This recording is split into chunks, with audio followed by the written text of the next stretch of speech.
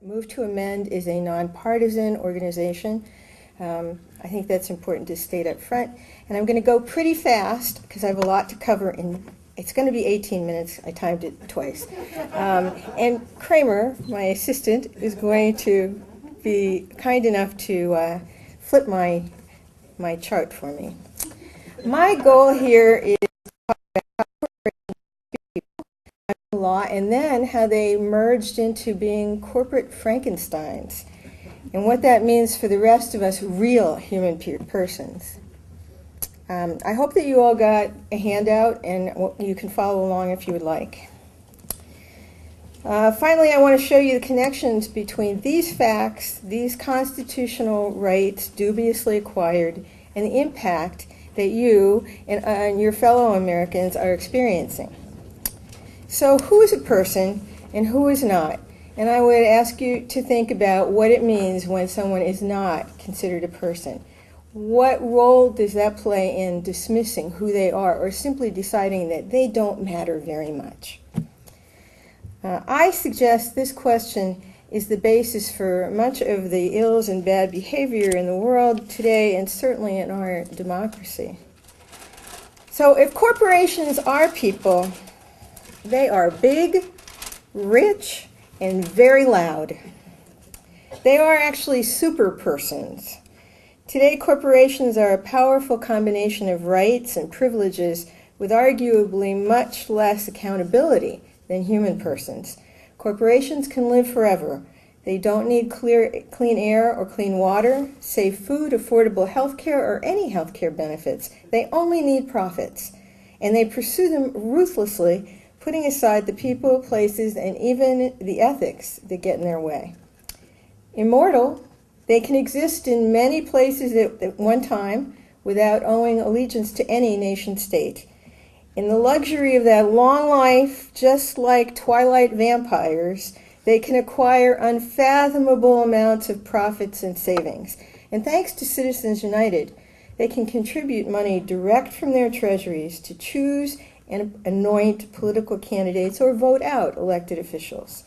They insist on and get tax breaks and subsidies that the rest of us fund with our tax dollars and for which we pick up the slack as we try to repair education, healthcare, infrastructure, all with less and less disposable income as the rich keep getting richer.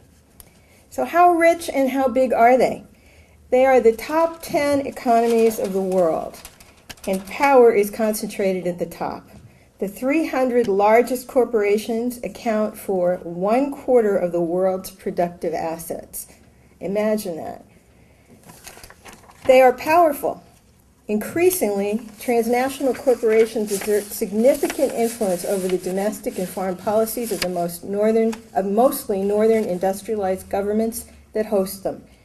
Indeed, the interests of the most powerful governments in the world are often intimately intertwined with the expanding pursuits of transnational corporations.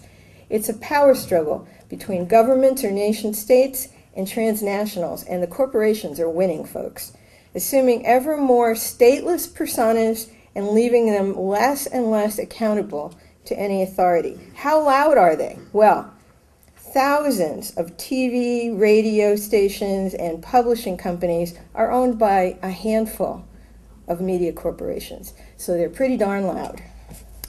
Corporations have been around a long time, but they didn't always have so much power. They stole it from the rest of us. The corporate form has changed significantly since it first hit the shores of the colonies. As anyone who watches Downton Abbey knows, the eldest male in a noble family was responsible for the ongoing success or failure of the dynasty. Those sea journeys, bringing cotton or spice or slaves back and forth across the Atlantic, were risky. And in order to sweeten the deal for investors, kings formed corporations which offered limited liability for all investors. They used the corporate form to build and equip ships, buy land, charter cities, and even whole colonies. The colonies themselves were in fact corporations incorporated as colonies. The Massachusetts Bay Colony, the Jamestown Colony, all of them. And as in all empires, there were economic rules to keep the mother country supreme. Colonial resources were extracted from non-peoples and buy non-peoples and sent back to England, where they were manufactured, shaped, refined, and sold by other non-peoples back to the colonists as finished durable goods. Many believe the revolution was not so much about freedom and rights as it was about the freedom to create our own corporations, to compete successfully with the King's East India Company and the Massachusetts Bay Company. The colonists did not trust corporations, and with good reason. They knew they were being treated unfairly by them as non-persons, hence the Boston Tea Party and eventually the Revolution. Because of that distrust, corporations were tightly controlled back then and subservient. They were public. They were chartered by the governor of a colony for a brief period, no more than 20 years, usually less, for a specific purpose, to build a bridge, a road, a factory, and then dissolved at the end of that project. Their corporate charter could be revoked at any time if they were shown to be not working in the public interest, or if they were proven to be dishonest.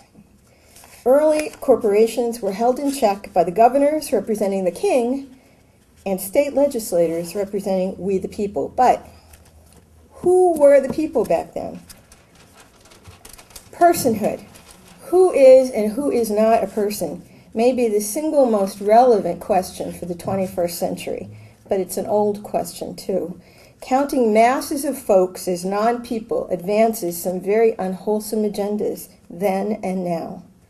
The truth is that less than 10% of the colonists were counted as real people in 1778.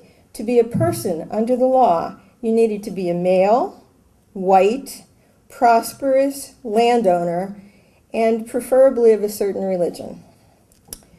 The well-read, the well-fed, the well-bred, and the well-wed.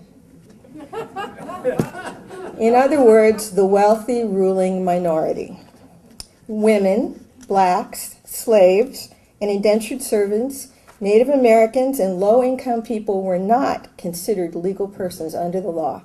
And then again, neither were corporations. From the 1700s right through to the Civil War, corporations acting within these legal constraints and subservient to the people still maintained limited liability. They were able to make and defend contracts in court, and they were very profitable and highly successful. But they were not people. They coveted the rights promised to human persons in the Bill of Rights. So how did they gain so much power? Gradually, persistently, illegitimately, and fairly recently. Our Constitution does not mention corporations, and it fails to adequately separate people and property, which set the stage for a lot of issues and court cases to follow. The Citizens United case seems the one the media and the public have identified as the most egregious, but really, it's just the latest in a very long line of decisions that put profits over people. And reversing it is not the panacea that many would have you believe. We would need to address personhood. And for that, any amendment would have to address additional decisions that make up a long-term strategy by corporate America. So borrowing from David Letterman's top 10 list, let's look at the top 13 decisions in which the Supreme Court transferred personhood rights and other important rights to corporations that had belonged to human persons. Number 1, Dartmouth versus Woodward in 1819 said that contracts are supreme. This meant that states could not interfere in private contracts. This was the beginning of elevating the rights of corporations above those of human persons and states. Thomas Jefferson was so concerned about this decision that he warned that corporate power would be the end of our nation, and that the federal judiciary would be the tool used to end the liberties on which the wealthy ruling minority relied. Decision 2 was Santa Clara versus the Southern Pacific Railroad, which Professor Rasmussen did such a great job of explaining, but let me set the stage for that decision. After the Civil War, corporations were flush with profits from arming, provisioning, and moving troops. They used that money to buy the best lawyers and a lot of influence in the courts. Every Supreme Court justice at that time received a free national rail pass for himself and his entire family. The Chief Justice received his own fully staffed and provisioned private rail car. Now, this would be like me giving Clarence Thomas his own fully fueled and staffed jet plane as he was trying to decide a case I had before him. Lots of railroad cases, which are listed on our timeline over there, were being adjudicated in the midst of these railroad bribes. In 1868, the 14th Amendment was passed just a little bit after the Civil War to protect the rights of freed black slaves as persons under the law. But in the next 20 years after that, of the 307 cases brought about personhood, only 19 were brought by freed black slaves. The other 288 were brought by corporations trying persistently to gain the rights of human personhood by purchasing them through all these favors. They tried through case after case.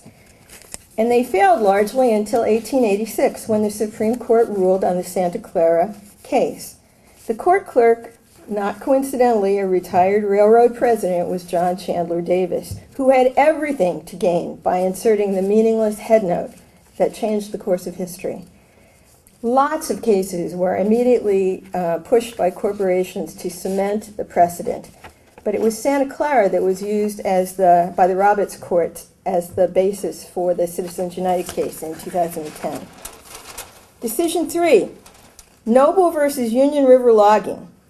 This is a Fifth Amendment case, and in 1893, the Supreme Court found corporations in the Fifth Amendment, which is about protecting persons from being deprived of property without due process of law. The Supreme Court said corporations were also entitled to due process. This gives corporations the right to challenge government actions and regulations, some of which protect the environment and workers' rights. Decision 4, Pennsylvania Coal versus Mayhem. This was in 1922, a Fifth Amendment case. The court found that any taking of property from corporations must be compensated, often by taxpayers. For instance, in the Exxon Valdez oil spill, Exxon sued under the Fifth Amendment for damages to bring the tanker Valdez back into service in Alaska after it was banned. They claimed that the ban was an illegal taking of profits. They were losing income because the tanker was less profitable in the European route than in Alaska. In a rare win for the people, Exxon lost that battle. But the decision stands. Decision 5, Hale versus Henkel. Protections against searches. In 1906, the court ruled corporations had protections against unreasonable searches, which means that environmental inspectors now have to warn corporate polluters in advance when they're going to inspect pollution controls. Decision 6, Marshall versus Barlow, a right to a search warrant for monitoring regulation compliance. This is a Fourth Amendment case. And this was 1978, pretty recently. The court ruled that corporations had the right to demand a search warrant when monitoring for regulation compliance. Now, they either have to comply or not. They should be complying. If they're not, warning them that you're coming to look is probably not going to help very much. Decision number 7, the right to a jury trial in criminal cases, a Sixth Amendment case. This was in 1908. Not until armor packing versus the U.S. did corporations have the right to a jury trial in criminal cases. Imagine the time and money that the government and individuals must expend against the huge budgets for corporate lawyers and trials. Decision number 8 was very much like it, Ross versus Barnard, Seventh Amendment case in 1970. Many of us were around to remember that year. Corporations gained the right to a civil trial, a jury trial in civil cases. These cases lead to the ridiculous situation where ordinary people are pitted against multi-billion-dollar corporations. When this happens, we mostly lose.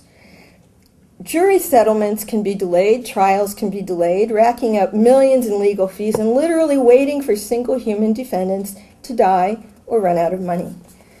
Decision number 9, corporate donations equals free speech. This was the precursor to Citizens United. In 1976, in Buckley versus Vallejo, that was the first time that the court ruled on First Amendment speech for corporations. They said that money is speech. This was a huge departure from the past and coincided neatly with the end of the fairness doctrine for media, which meant that television and radio stations used to have to provide equal time for candidates running against one another. Think how much less money that would have cost than the millions being spent today on federal elections. Decision number 10, Boston versus Bellotti, the right to spend any amount to reverse a public referendum and override the will of the people. I find this one particularly disturbing. In 1978, the Supreme Court extended the Buckley decision by saying that corporations could spend any amount of money to reverse public referendums. This is one of the clearest examples of stealing the rights of people and giving them to corporations. Decision 11, Virginia Board of Pharmacy versus Virginia Citizens Consumer Council. This is about the right to remain silent. In 1986, not that long ago, the court ruled that corporations had the right not to speak, as in the right not to label genetically modified foods, which Europe and many other countries have banned. Decision number 12, Nike versus Klasky, the right to false speech. In 2003, the court protected the corporate right to false speech under the First Amendment, as when Nike stated their code of conduct did not accurately portray, their stated code of conduct did not accurately portray worker conditions in third world countries. Or when today Monsanto tells us on TV that high fructose corn syrup is exactly the same as sugar. Under the First Amendment, corporations can lie in ads. This decision number 13, this removed even more limits on corporate spending. Finally, in 2010, we come to Citizens United. This was the case of the uncomplimentary and inflammatory film about Hillary Clinton that was delayed by the FCC from being shown so close to the 2008 election. They removed even more limits to corporate spending, and the results were alarming, as you can see in the Demos graphs that are around there, and also on some of the handouts that you got.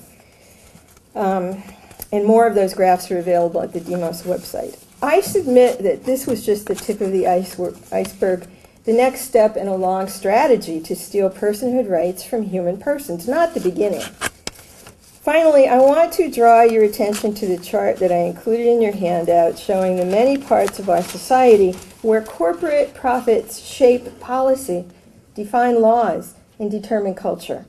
In every one of these areas, the will of corporate America determines our future and leaves no role for any but the most innocuous involvement of the rest of us.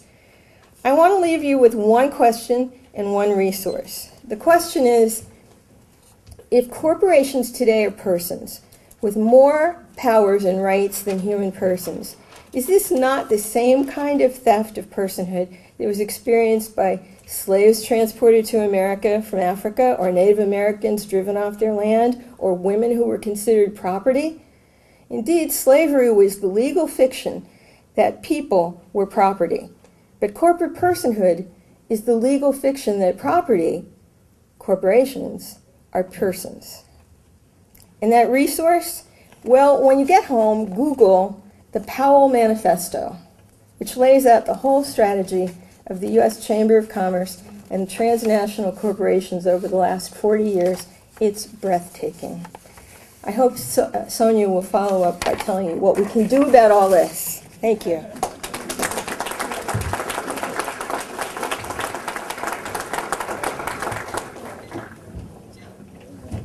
85% of Americans on both sides of the political spectrum agree that there's too much big money in politics and they want to get it out. I think that this is an issue whose time has come, and every issue that all of us work on gets influenced by this. Every issue that you care about most dearly, whether it's the environment or energy policy or transportation policy, education policy, whatever it is.